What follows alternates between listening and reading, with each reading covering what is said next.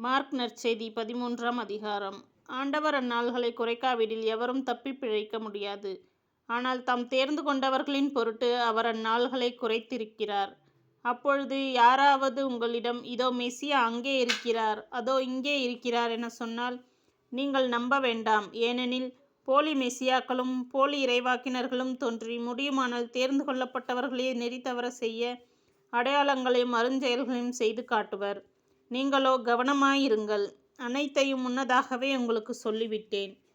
மானிட மகன் வருகை. அந்நாள்களில் அவ்வேதனைகளுக்குப் பிறகு கதிரவன் இருண்டுவிடும், நிலா ஒளி கொடாது, விண்மீன்கள் வானத்திலிருந்து விழுந்த வண்ணம் இருக்கும், வான்வெளிக் கோள்கள் அதிரும். அப்பொழுது மிகுந்த வல்லமையோடும் மாட்சியோடும் மானிட மகன் மேகங்கள் மீது வருவதை காண்பார்கள்.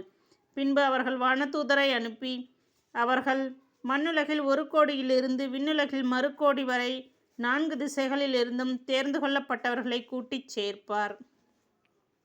அத்திமர உவமை. அத்திமரத்திலிருந்து ஓர் உண்மையை கற்றுக்கொள்ளுங்கள். அதன் கிளைகள் தளிர்த்து இலைகள் தோன்றும்பொழுது கோடைக்காலம் நெருங்கி வந்துவிட்டது என நீங்கள் அறிந்து கொள்கிறீர்கள்.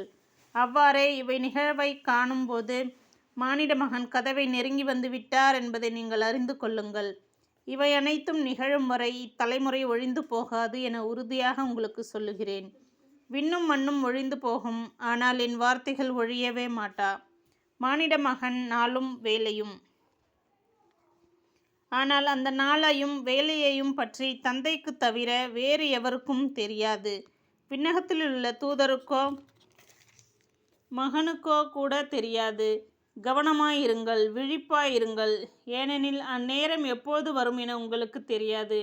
நெடும் பயணம் செல்லவிருக்கும் ஒருவர் தம் வீட்டை விட்டு வெளியேறும்போது தம் பணியாளர் ஒவ்வொருவரையும் அவரவர் பணிக்கு பொறுப்பாளராக்கி விழிப்பாயிருக்கும்படி வாயில் காவலருக்கு கட்டளையிடுவார். அதுபோலவே நீங்களும் விழிப்பாயிருங்கள். ஏனெனில் வீட்டுத் தலைவர் மாலையிலோ நள்ளிரவிலோ சேவல் கூவும் வேளையிலோ காலையிலோ எப்போது வருவார் என உங்களுக்கு தெரியாது. அவர் திடீரென்று வந்து நீங்கள் தூங்குவதை காணக்கூடாது.